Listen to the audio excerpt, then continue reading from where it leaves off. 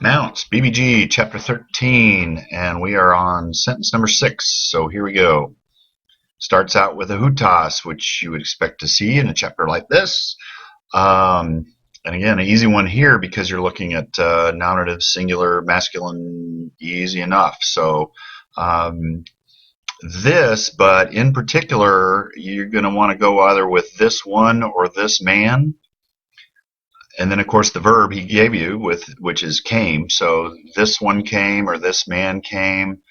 Now, the trick here is what you're going to find in most translations is even though this is a demonstrative, which makes it more specific and more particular than a simple pronoun, when you look at translations, you're going to find most of the time they just go with a simple he. My opinion with regard to that is, Greek has this way, like we have here, of being more specific and trying to say, it's not just any guy. It's not just him, the guy that's walking down the street. It's that guy or that woman. And especially when you're dealing with people like John the Baptist here, or Jesus, for instance, several times in the New Testament, they'll use demonstrative pronoun when they're talking about Jesus. And there's a reason. Because they're trying to say it's that one that we're talking about. It's that guy, that man, Jesus Christ, who we're talking about. And he's special, he's different, he's particular. And, Greek is great about being able to do that and to specify. So, to my mind, it sort of loses something when you simply translate it as a he, but that's what you will typically find in most Bible translations. In any case, that's not what we have here. We really do have a demonstrative pronoun. So I would encourage you to go with something like this man or this one came. Either one of those is just fine for that first clause. And then once you get to the second clause, let's break it apart and go from the hina clause all the way to the comma. So again, this man or this one came, and then hina typically in order that. I already gave you the verb, so in order that he might bear witness, and then you have this prepositional phrase starting with a peri. And if you didn't know better, you're just going to go back to talking about bearing witness or testifying, and then you'd say, okay, well, I know photos, that's easy enough, that's light.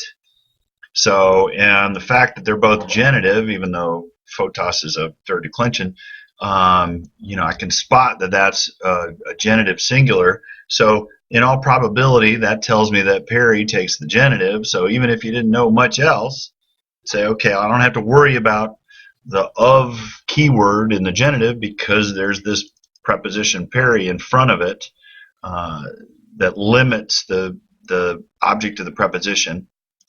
So, jumping back, in order that he might bear witness the light. So you're saying, well, if I don't know the meaning of peri, even if I were just kind of guessing, and I got all the other pieces together, what would you guess? You probably guess concerning or about, right? Of course, we often think of peri as a perimeter, something that goes around. But in this case, with the genitive, concerning or about is a perfectly great translation. And again, it does fit sort of, if all you're doing is kind of trying to go, okay, what would be my best stab at it?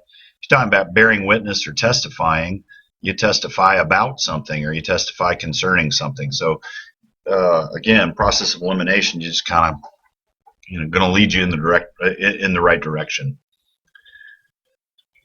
So we've got down to the second clause, and we have so far this one or this man came in order that he might bear witness concerning the light.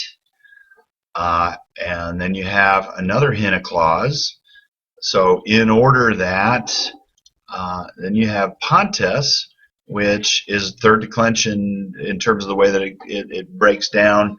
And you might recognize this as a third declension nominative, plural, masculine ending, in this case a generic one, I would say, but in order that all, and it's from pas, if you were asked for the lexical form, it's still going to be from pas, but pos pontos, if you were going to memorize the vocabulary word. So in this case with pontes, you've got, that's the subject. So in order that all, and then he's giving you the verb, might believe. So you have in order that all might believe, and then you have another prepositional phrase. And again, with dia, I've already kind of told you, with dia, you're normally kind of looking and saying, well, that ought to be because of, except in a case like this where you're not following it with an accusative, when you follow with a genitive, then it really is through, more like the diameter idea. So that's what we have here. We have a genitive, so it's going to be through him. And again, even though it is a genitive, toss your keyword because it's governed by the preposition. And so again, the clause is going to be in order that all might believe through him. All right.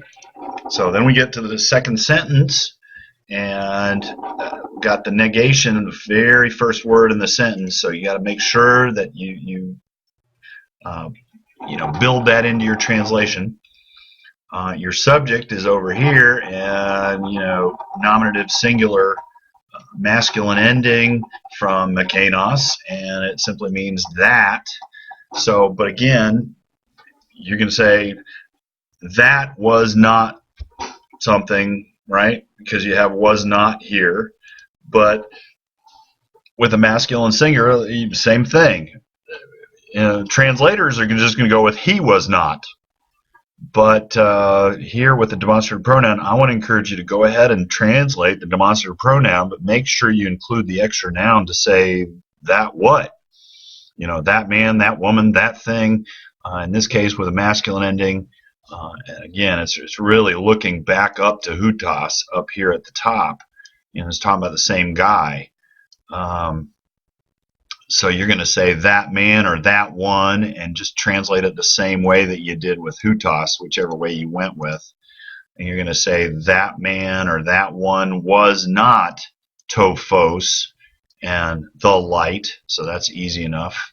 And if you didn't know what gender phos was, you'd look at that definite article and you'd be home. So that's not difficult. And then Allah, but, and then another hina clause. In order that, you've already been given the verb way up above, so in order that he might testify, you got that same preposition, so you're going to translate it the same way. In fact, you got the same entire prepositional phrase, concerning the light. So again, that second sentence is going to be something like, that one or that man was not the light, but in order that he might testify concerning the light. One thing to notice about this particular sentence is it does sound, this second sentence sounds awkward.